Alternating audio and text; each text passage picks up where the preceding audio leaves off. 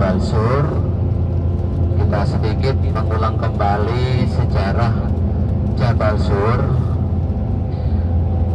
Waktu baginda Rasul Shallallahu Alaihi Wasallam dakwah di kota Mekah, tahapan pertama tentunya mengajak orang-orang terdekat beliau, istri, keluarga, teman, dan alhamdulillah tahapan pertama ini lancar mulus dakwah Nabi kita Shallallahu Alaihi Wasallam. Kemudian tahapan kedua tentunya mengajak penduduk orang Quraisy Mekah, dan disitulah ketika itu mengajak penduduk Quraisy Mekah mendapat tentangan, mendapat ditolak Nabi kita dakwah Rasul Sallallahu Alaihi Wasallam, tidak diterima oleh orang Quraisy Mekah.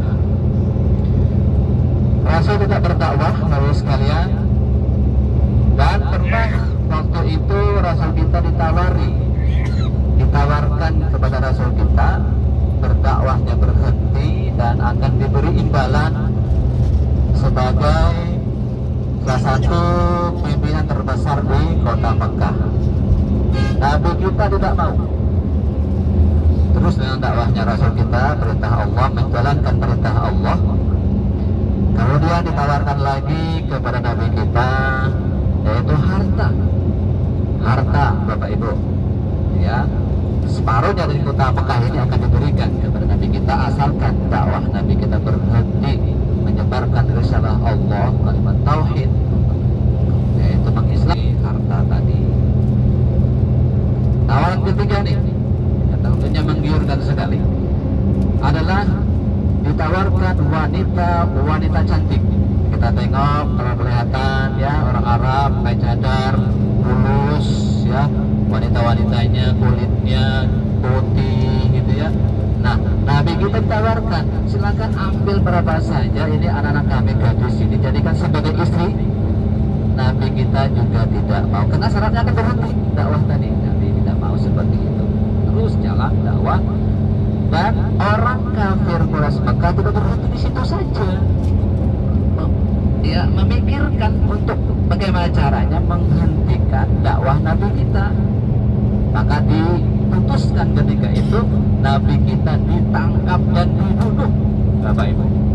Disetujui ini ketua-ketua, ya, pimpinan orang Quraisy Mekah kumpulkan, dapat ya pemuda tangkas yang kuat tadi, dan mereka itu ditugaskan menangkap dan membunuh Nabi kita Muhammad Sallallahu Alaihi Wasallam. Allah Subhanahu Wa Taala punya rencana tersendiri. Allah mengetahui rencana orang Quraisy Mekah tadi. Ya, maka ketika itu diperintahkan malaikat Jibril alaihissalam menyampaikan wahyu. Setelah menerima perintah hijrah tadi, ya, namanya Rasul kita akan meninggalkan kota kelahiran di sini, masa kecil, remaja, berumah tangga pertama kali di sini, wahyu pertama kali di sini diterima oleh Rasul kita, tetap menjalankan perintah Allah Subhanahu Wa Taala. Walaupun sangat sayang sekali dengan kota ini, Rasul kita kan sangat luar biasa cinta dan sayangnya, tapi perintah Allah meninggalkan jangan tinggal gitu ya. Tengok lagi depan kita kiri kanan, ini ada tubuh batasan tanah suci Mekah berakhir di sini ya. Tengok kiri kanan, udah lewat ya. Jadi kita saat ini sudah ada di luar tanah suci haram Mekah, seperti tempat tanah kita di Batam, pindahan bahannya 10 kali aja. Tadi kan di haram 100.000, ini biasa di sini. Nah, itu bedanya. Tanah suci Mekah ada batasannya. Dalam kita beribadah 100.000, tapi maaf nih, berbuat keburukan juga 100.000 kalau nggak taubat kepada Allah. Ya kan seimbang, kebajikan ibadah 100.000 pahala, keburukan 100.000 dosanya. Nah, itulah Bapak Ibu sekalian, kota suci Mekah Al-Mukarramah. Tengok lagi sebelah kanan, ini komplek University Ummul Qura. Apa namanya? Jemaah, halo. Ini adalah untuk khusus yang laki-laki di sini kuliahnya Ummul Qura di Mekah. Ini khusus laki-laki, ada 2 tempat. Tempat satu lagi untuk yang perempuan kuliah Ummul Qura di Mekah. Ini lokasinya di sini. Tengok, ada asramanya, ada dosen-dosennya, termasuk yang mengimami sholat di Masjidil Haram Mekah. Itu juga dosen-dosen yang ada mengajar di sini. Ya, luar biasa ya, Insya Allah. Kita lanjutkan dulu sekalian. Ya tadi Rasul kita SAW akan ditangkap dibunuh, dan Nabi kita yang banyak akan perjalanan jauh seperti bapak ibu ya ke tanah suci kan, bawa tali, bawa baju gitu kan, bawa perlengkapan. Seperti itu juga Rasul kita dari Mekah menuju Yasrib, Madinah Al-Munawwarah. Cuma bedanya Nabi kita ketika itu transportasinya pakai binatang unta, dari sini menuju Yasrib Madinah pakai unta. Berhari-hari berjalan, gak berjam-jam. Mujizat Nabi kita, mujizat Nabi kita Sallallahu Alaihi Wasallam, ada awan yang senantiasa selalu mengiringi Nabi kita, sehingga Nabi kita nggak kepanasan. Masya Allah gitu ya. Dan tidak ada bayangan jasad beliau. Kalau kita punya bayangan kan, nah sinar matahari ini bayangan kita. Nabi kita nggak punya bayangan. Masya Allah, luar biasa. Walaupun ada karena cahaya gitu ya, walaupun misalnya ada karena sinar lampu apa gitu, Nabi kita nggak punya bayangan.